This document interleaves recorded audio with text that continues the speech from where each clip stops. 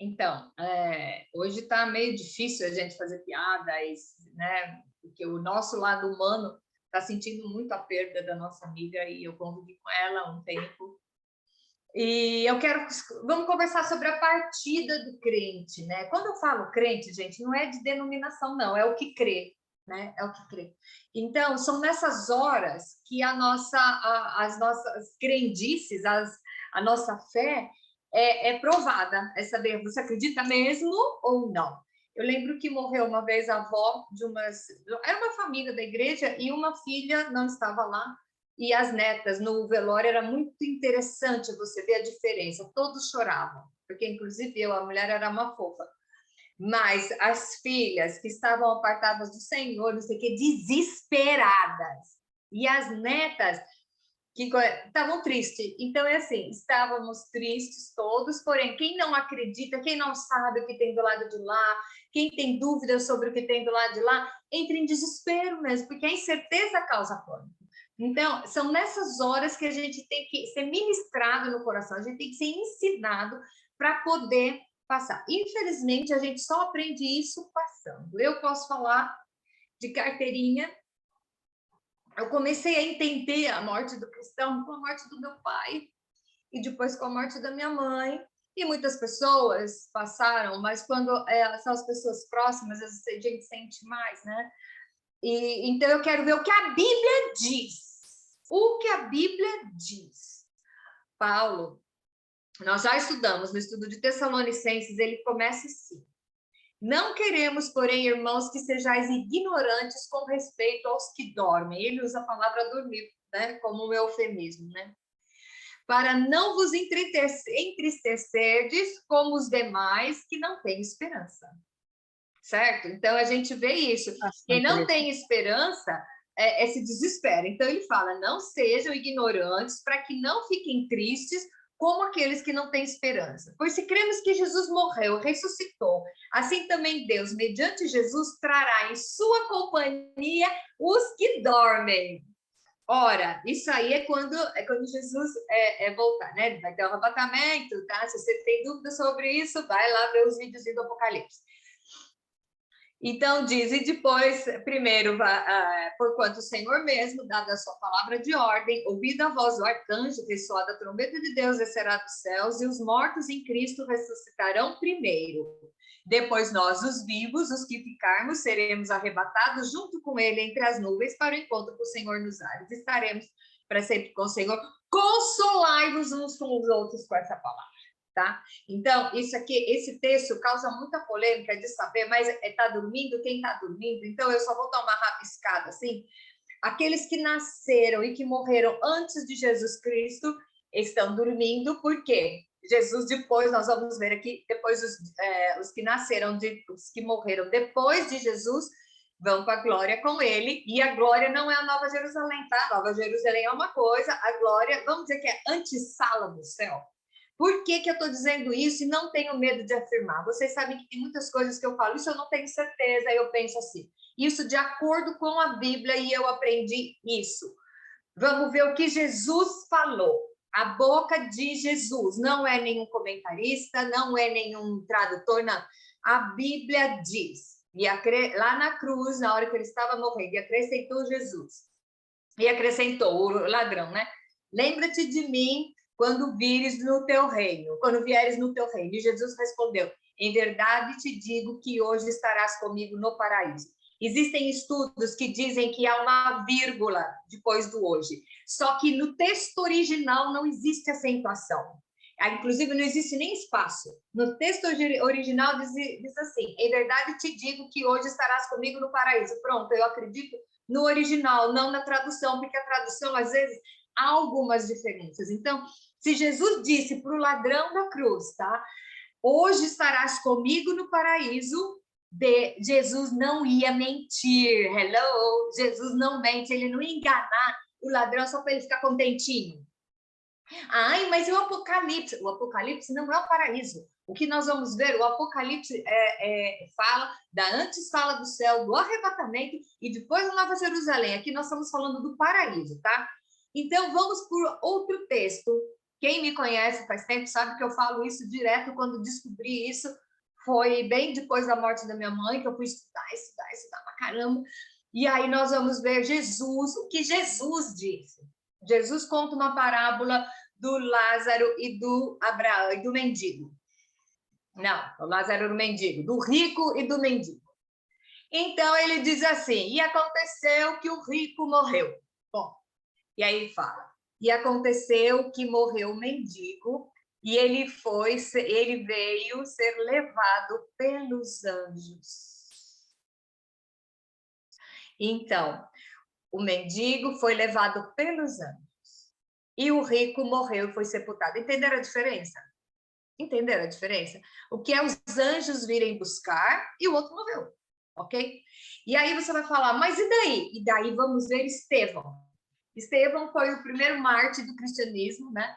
E Estevão estava, depois daquele discurso todo, você vai encontrar lá em Lucas 16, quando depois que Estevão fez todo o discurso, Estevão olha para o céu e diz o seguinte: mas Estevão, cheio do Espírito Santo, fitou os olhos no céu e viu a glória de Deus e Jesus que estava à sua direita e disse: eis que vejo os céus abertos e o Filho do Homem em pé à destra de Deus. Isso é o versículo 56, e depois nós vemos no 70. E aí começaram a apedrejar ele. Alguém já viu como é que a morte, imagina a morte de um apedrejado? Não é simplesmente teve uma parada cardíaca, ele foi apedrejado até morrer, foi com dor, foi doendo, não é? Só que aqui diz o seguinte: então, ajoelhando-se, clamou em alta voz: Senhor, não lhes impute este pecado. E com essas palavras, adormeceu. Então, com a morte do Estevão, e nós juntamos tudo o que Jesus falou, o que você imagina? Se Estevão adormeceu, ele não tinha dor naquele momento. Ele não tinha dor. Ele viu os céus abertos. E os anjos vieram buscar. Já parou para pensar nisso? O que é você chegar num ponto da sua vida que você chega à conclusão de uma intimidade com Deus, você chega a um ponto que a sua alma e o espírito se fundem, que a alma é o que dá animação ao corpo, o espírito é o que vem do Senhor e o corpo é o que morre, né? Você vê que chega num ponto que nós vemos testemunhos da pessoa falar assim, como o da nossa amiga, assim, eu já estou pronto, eu não quero, sabe, tá tudo certo. E aí o Senhor mandou os anjos buscar.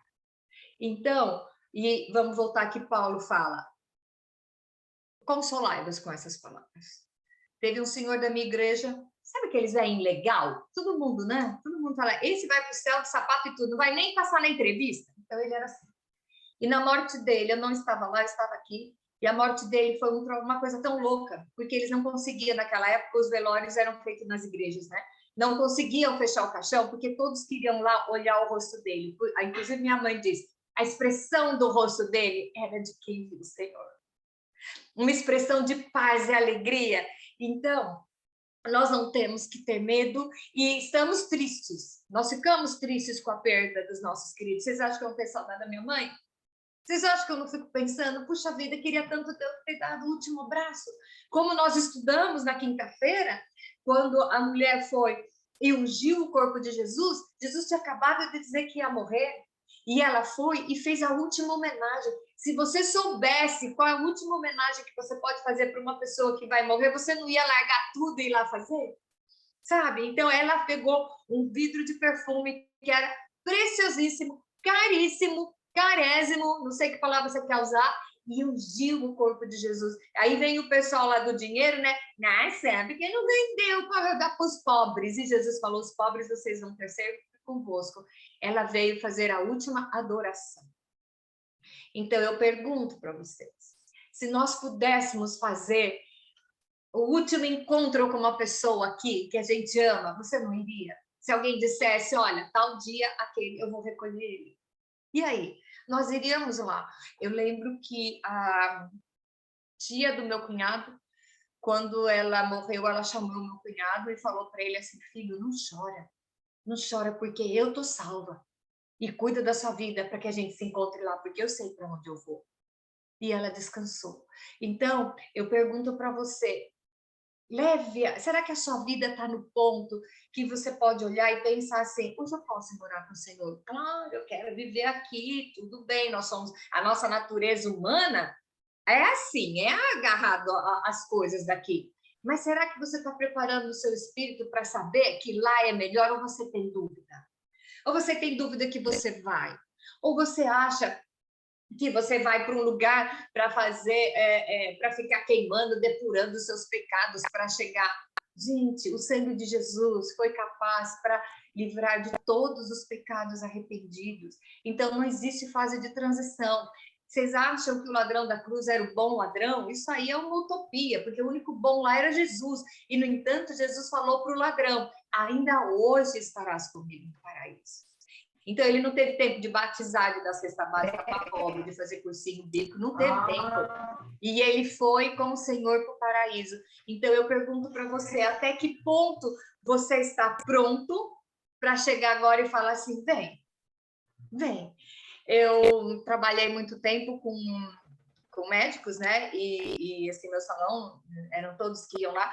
E eu tinha um amigo que ele trabalhava com câncer, ele era médico de câncer e resgate, né? A parte social dele fazia o resgate na Nova Dutra. E ele me falou uma coisa que ajudou a encaixar todas as peças do meu quebra-cabeça. E ele dizia assim: aquela pessoa que está doente, muito mal, que dá melhoradinha, né? Falar melhora da morte. Então, todo mundo que está muito ruim tem uma melhoradinha. Eu acho que é a oportunidade que Deus está dando para zerar mais alguma coisa. Depende de algum item mais que deve ter pendente. Ou resolver o caso com o filho, ou com o irmão, ou com um amigo. Então, sempre há essa oportunidade. Deus dá essa oportunidade no final. Então, a melhora da morte é sempre assim. Aí você vai me dizer, mas e o suicida? Gente, presta atenção. Quem somos nós para botar o rótulo de dizer que alguém não salvou? A Bíblia diz que Deus não se alegra com a morte do ímpio. Então, até o último instante, esse mesmo médico, ele era socorrista, ele dizia que o enforcado tem a marca dos dedos no pescoço. Então, mesmo que ele se pendurou numa corda, no último instante ele se arrependeu e Deus deu a chance para falar, e aí, meu filho? Ou você acha que o sangue de Jesus não é capaz disso? Ele disse que ele me contando, todo o que morre por envenenamento tem a marca dos dedos, a garganta machucada de enfiar o dedo na garganta. Então se arrependeu. O que pula do prédio, ele não morre de estatelar no chão, ele chega no chão morto porque ele morre do coração antes. Isso é um tempo que Deus dá. A Bíblia diz que um minuto para Deus, um dia para Deus é como 1000 anos e 1000 anos é como um dia. Então, vamos nos consolar com essas palavras, com aquilo que nós cremos. Ou nós vamos jogar nossa Bíblia fora.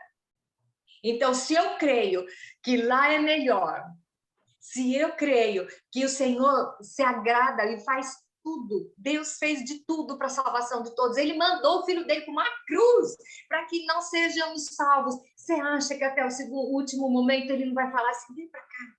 Aí eu pergunto para você, você está apostando a sua vida nos 70, 80 anos? A Jordana acho que tinha 30. Aonde você está apostando as fichas da sua vida? Na sua vida aqui ou na vida eterna que não tem fim? Aonde você está construindo os seus tesouros? Você está, aonde está o seu coração? Ali vai estar o seu Deus, ali vai estar o seu tesouro. Então, o que é o seu tesouro mais importante? É a sua profissão, é o seu trabalho, é o seu filho, é a sua casa? Ou você está pensando na vida eterna, nas pessoas que você vai poder atingir e contagiar com a palavra de Deus, as pessoas que você vai conseguir resgatar sabe, da depressão, da tristeza, as pessoas que você vai conseguir ajudar, sabe, inclusive até em miséria. Então, o que você está fazendo na sua vida? Onde você está juntando os seus tesouros? Amanhã, Jesus pode voltar, mas amanhã o avião pode cair. E amanhã, você pode ter uma parada cardíaca. A gente não sabe. A gente não sabe. Então, que nós tenhamos isso no nosso coração, aonde eu estou apostando a minha vida. Estamos tristes com a morte da nossa querida? Sim, estamos tristes com o coração doído. Vai sentir saudade. A Kátia sente saudade da Jordana, mas eu sei que eu vou encontrar com ela. Então, eu digo para vocês, a certeza do reencontro diminui a dor. Eu sei que no dia, na hora que eu fiquei sabendo que a minha mãe faleceu, que a minha irmã e o meu irmão estavam lá no Brasil, chorando desesperado. Eu também chorei, tá? Não vou dizer que eu não chorei, não. Eu chorei, mas eu sabia que essas dores tinham passado e que ela estava na glória do Senhor, ela estava com Jesus, ela estava vendo Jesus do pé do lado do trono. E eu creio que os anjos vieram buscá-la.